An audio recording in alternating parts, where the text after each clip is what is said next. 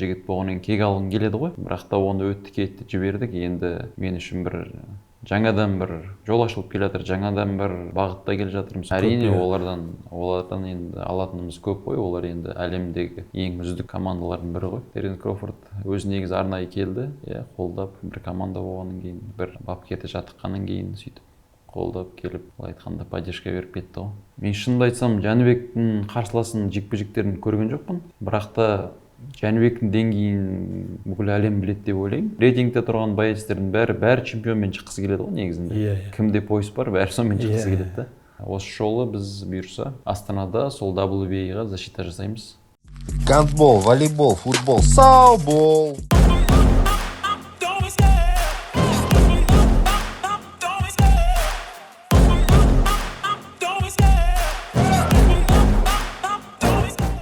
Армысыздар, саубол арнасының құрметті көрермендері. Бүгін біз кәсіпқой бокс туралы әңгіме өрбітеміз. Яғни атап айтқанда 5 сәуір Астанада өтетін үлкен іс-шара бокс кеші. Ендеше осы бокс кешіне қатысатын қазақстандық белгілі кәсіпқой боксшылардың бірі Батыр Жүкенбаев біздің студияға қонаққа келіп отыр. Батыр, қош келдің. Ассалаумағалейкум, қош көрдік. Енді бірінші сұрақ осы бокс кешіне байланысты. Дайындық қалай өтіп отыр? Қазір салмақ түсіру үстіндесің бе, әлде спаррингтер өтуде ме? Жалпы енді ол елдегі жекпе-жектер біз үшін әрқашанда бір ерекше ғой негізінде. Сондықтан да ең бірінші осы жекпе-жекті естіген кезде қуана қабылдадық. Енді дәл қазір дайындық толық жүріп жатыр, әлі салмақ қууды да бастап кеттік деп айтсам да болады, бірақ қатты емес. Бірақ спарринг жұмыстары, жаңағындай қарсыласқа қарсы жұмыстары, сондай жұмыстар қазір көп болып жатыр. Жалпы толық дайындық қызу үстінде ғой. Айтпақтай осы 5-і сенің туған күнің, соған тұспа-тұс келіп тұр, Иә, 5-і енді менің бір туған күніме подарка сияқты болып тұр. Соны айтамын. Сенің құрметіне өтіп жатқан бокс кеші сияқты былай қарасаң. Қарсыласың Кейн Гарднер, британиялық боксшы. Былай Британиядан шыққан емес, басқа жерде жұдырықтасқан емес. Дегенмен, былай қарасаң, Британияда дәл осы сенің салмағыңда 2642 ма боксшы бар екен. Демек, ол жерде үлкен бәсекелестік үлкен. Сондықтан қарсылас оңай емес. Сонымен қатар біздің қазақстандық боксшыларын алсақ, бүкіл салмақта өзі 132 ғана кәсіпқой боксшы бар екен, бокс рингте тіркелген. Сонда салыстырмалы түрде үлкен бәсекеледі ортадан шығып тұр. Екіншіден, ол рейтингте сенен төмен болғанмен, рейтингте сенен жоғары тұрған боксшымен жұдырықтасты, бірақ жеңіліп қалды. Кейін 39-шы сенен төмен тұрған боксшымен жұдырықтасып, оны жеңді. Шамамен алғанда, 20 мен 40-тың арасын алсақ, сол 30 деңгейінде сенімен шамалас болып тұрған сияқты. Осы қарсыласың туралы не айтасың? Жекпе-жекке оны зерттедің ба, нақты жоспар бар ма жекпе-жекке? Қарсыласты жалпы зерттедік. Қазір сол зерттеу үстіндеміз. Қазір қарсы жұмыстар жасап отырмыз. Жалпы бір жеңіл болатын қарсылас деп айта алмаймын.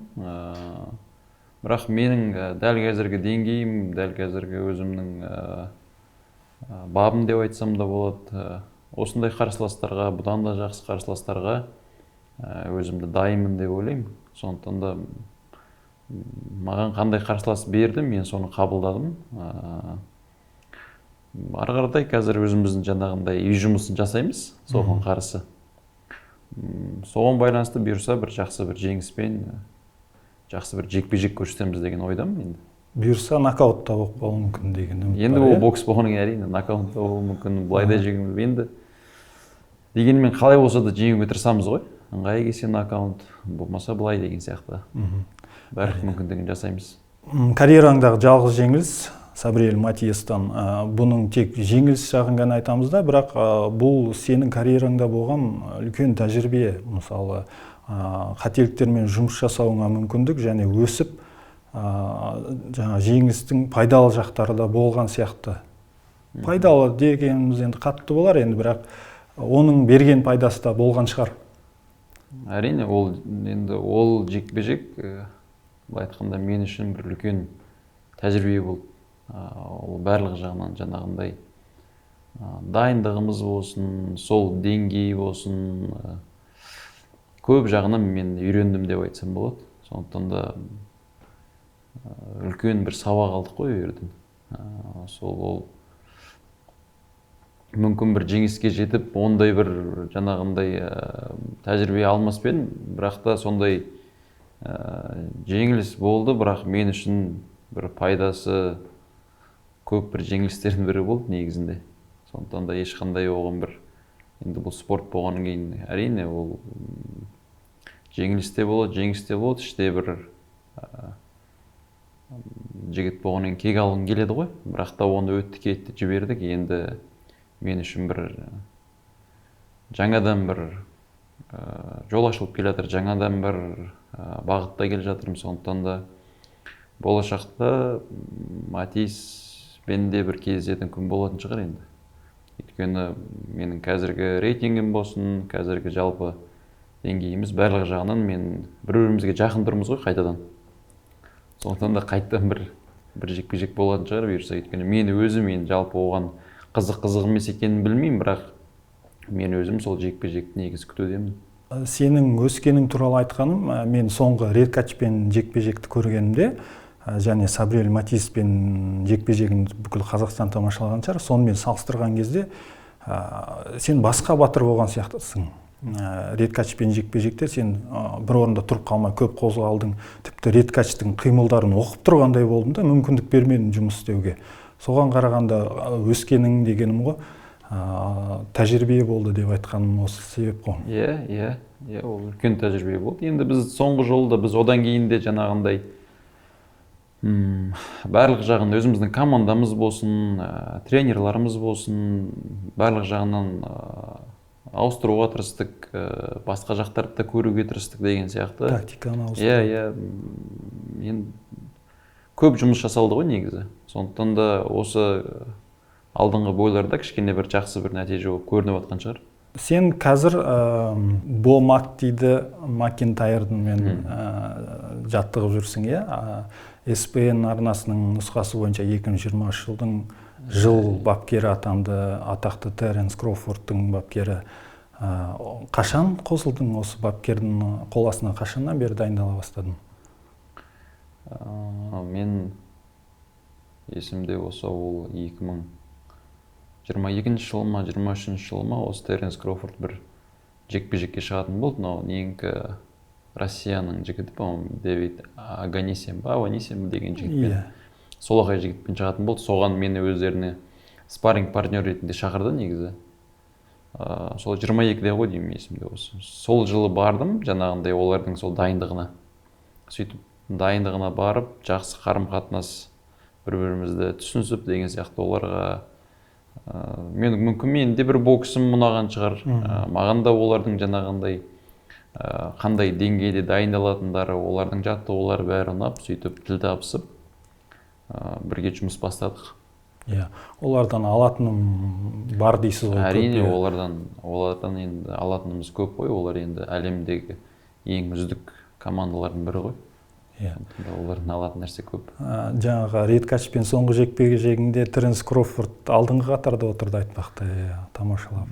Ол Теренс Кроуфорд өзі негізі арнайы келді. Қолдап, бір команда болғаннан кейін, бір бапкерді жаттыққаннан кейін сөйтіп қолдап келіп, ол айтқанда поддержка беріп кетті ғой. Осы Америкада қазір промоутерің кім, менеджерің? Мен қазір ProBox промоушн дегенмен істеп жатырмын, ProBoxпен. Сол жақта осы соңғы 3 бойым солармен өтті. Қазір де солармен мен. Matchroom боксингтің әлеуметтік желіде болашақ чемпиондарды атаңыздар деген кезде сен өз промоутерлеріңді тектеп 140 фунтта Батыр 37 Жүкенбаев деп өзің белгілеп кеттің. Демек, алдағы уақытта нақты әлем чемпионы атағы үшін жұдырықтасқың келеді. Сондай нақты жоспар бар ма? Биыл 4-5 жекпе-жек өткізсем дегенде тағы бір мәлімдемең болды. Енді қазір ойлаймын, мен ковидтан кейін ба бір көп спортшылар жекпе-жек өткізу кішкене неғып кетті, оғандай қиын болып кетті да. Сондықтан да үнемі дайын жүреміз. Енді неғұрлым көп жекпе-жек жасаған ол бізге жақсы да. Енді бұл біздің еркімізде болмай тұр ғой, былай айтқанда. Промоутерлар қалай береді, солай жасауға тырысып жатырмыз, бірақ жылына қазір хотя бір 3-4 жекпе-жек өтсе, ол мен үшін жақсы деп ойлаймын. Енді осы спортта жүргеннен кейін ең бірінші мақсат сол әлем чемпионы болу ғой. Сол бұйырса енді бәрі дұрыс болып жатса, жаңағындай жекпе-жектерді промоутерларымыз ұйымдастырып беріп жатса, үлкен бойлар жасаймыз деп ойлаймын. Әлем чемпионы атағы үшін көбіне Америкада жоқтасу керек та. Сол жақта рейтинг көтеру керек. Осы Қазақстанда жекпе-жек өткізген, әрине елде жекпе-жек өткізген бөлек, бірақ бұл рейтингте кері шегіну емес па? Жоқ, кері шегіну деп ойламаймын. Әрине үлкен жекпе-жектер өткізу үшін Америкада солардың рингтарында жаңағындай көзге көрінген жақсы. Бірақ осы жолы маған осы марттың аяғына немесе апрельдің басына деген ұсыныс болды. Марттың аяғында жаңа Америкада, болмаса Қазақстанда деп. Енді Қазақстанда да бұл болайын деп жатқан шоу, бұл бірінші рет осындай ең үлкен ауқымды шоу болайын деп жатыр деп. Сондықтан да мен өзіміздің елде, өзіміздің жанкүйерлердің алдында өнер көрсеткім келді. Екеуінің өйткені арақашықтығы ондай үлкен де болған жоқ. Содан кейін де елде де бұндай жекпе-жек бола бермейді, бұндай үлкен дәрежеде. Сондықтан да бұл артқа кету деп ойламаймын. Бұл әрине біз активный болып қаламыз, жекпе-жек өткіземіз, рейтингіміз көтеріледі. Сондықтан да бұл ешқандай зиян тимейді деп ойлаймын, пайдасы тимесе. Осы 5 сәуірдегі бокс кеші бойынша басты жекпе-жекте Жәнібек Әлімханұлы титулдарын қорғайды. Қандай болжамың бар жекпе-жекке? Сенің ойынша немен аяқталады? Мен шынымды айтсам, Жәнібектің қарсыласын жекпе-жектерін көрген жоқпын. Бірақ та Жәнібектің деңгейін бүкіл әлем біледі деп ойлаймын. Жәнібек енді қазіргі бұл қарсыластан да үлкен жекпе-жектерге дайын деп ойлаймын. Сондықтан да Алла бұйырса, Жәнібектің жаңағындай дайындығы, бабы бәрі жақсы келсе, нокаутпен де жеңуі мүмкін. Енді өзінің мен дайындығын көрмегеннен ештеңе айта алмаймын. Бірақ та Жәнібекке бір сол үлкен жекпе-жектердің алдындағы бір жақсы бір жекпе-жектердің бірі болады деп ойлаймын. Қыздырынып алу. Қыздырынып алуға енді Жәнібек бұйырса өзінің айтуы бойынша басқа да вестарға ауысқысы келеді деген сияқты. Сондықтан да бұндай қарсыластарды Жәнібек жеңіл өту керек. Жәнібектің жаңағы басқа салмаққа өткісі келетіні туралы, мысалы екінші орта салмаққа өтіп Канеломен айқасқым келеді дейді да. Дәл қазіргі кезде Жәнібектің деңгейі Канелоны жеңуге келе ме? Қалай ойлайсың? Енді ол дәл қазір білмеймін, енді ол даже ол жекпе-жектің болмайтынын да білмеймін. Бірақ та 76-дағы да, 72-дегі де әрбір чемпионға Жәнібек қазір кез келген чемпионға бір жақсы бір дәрежеде жекпе-жек береді деп ойлаймын. Кіммен болса да. Өйткені екі белбеуді алуда ол оңай емес. Сондықтан да екі белбеудің иегері болып отыр, ол Жәнібек қазақтың біртуар мақтанышы ғой. Мықты боксшылармен ішінде Regis Progress'ті атап өттің. Сонымен жекпе-жекке шыққың келетін. Бірақ Regis кейінгі кезде бір 2 рет жеңіліп, оның алдында Зарилияны Азер жеңді, Дэвид Хейнидан жеңілді, одан кейін тағы бір боксшыдан жеңілді. Сен онымен әлде шыққың келе ме, өзіңді сынап көргің келе ме? Стилі ұнай ма, неге дәл осы боксшыны? Regis'пен білмеймін. Бұрында мүмкін алдыңғы бір осыдан 3-4 жыл бұрын айтқан шығармын. Сол чемпион болған кездерінде айтқан шығармын, шыққым келеді. Бір дәл қазір бір қатты бір қызық, сонымен шыққым келеді деген ондай ойым жоқ. Бұрында жаңағындай ол WBC-дің чемпионы болды ғой. Сол кездері енді қазір мен ойлаймын рейтингте тұрған боецтердің бәрі чемпионмен шыққысы келеді ғой негізінде. Иә. Кімде пояс бар, бәрі сонымен шыққысы Иә. келеді да. Сондықтан да қазіргі мақсатымыз ол мен салмағымдағы жаңағы белбеулер кімде, солармен шыққымыз келеді ғой ең біріншіде. Иә. Жалпы енді Регис сияқты бұрынғы екс чемпиондарды беріп жатса, олар да жақсы аттар ғой. Олармен де шығып, өзіңнің дәл қазіргі дәрежеңді, деңгейіңді көруге жақсы деп ойлаймын. Иә, өзіңді сынап көруге бір жақсы қарсылас. Бірақ бір жалпы мақсат емес, онымен шығатын негізі. Чемпиондар туралы қазір сенің салмағында WBA Хосе Валенсуэлада, WBC Альберто Пуэлада, WBO Теофимо Лопеста, және ABF белбеуі Ричардсон Хитченста, Зеринг тағы да Теофимо Лопеста. Осы чемпиондардың рейтинг бойынша сен қайсысына жақынсың, қайсысына жақын арада шығуға мүмкіндік бар? Қазір ең бірінші WBA-де осы жақында Хосе Валенсуэла. Жоқ, оны қазір кім деген ұтып алды? Гарри Рассел Джуниор деген бар, сол ұтты. Осы жақында, қателеспесем, осы бір апта бұрын ба, 2 апта бұрын ба ұтты.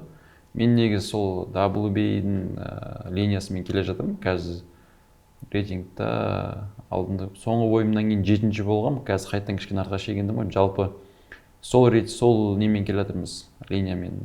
Осы жолы біз бұйырса Астанада сол WBA-ға защита жасаймыз. Защита жасағаннан кейін біз қайтадан 1-2 табан қайтадан жақындаймыз. Сондықтан да келесі бойлар претендентный болуы мүмкін деген сияқты сол WBA-ге жақын болып тұрмыз қазір. Гандбол, волейбол, футбол,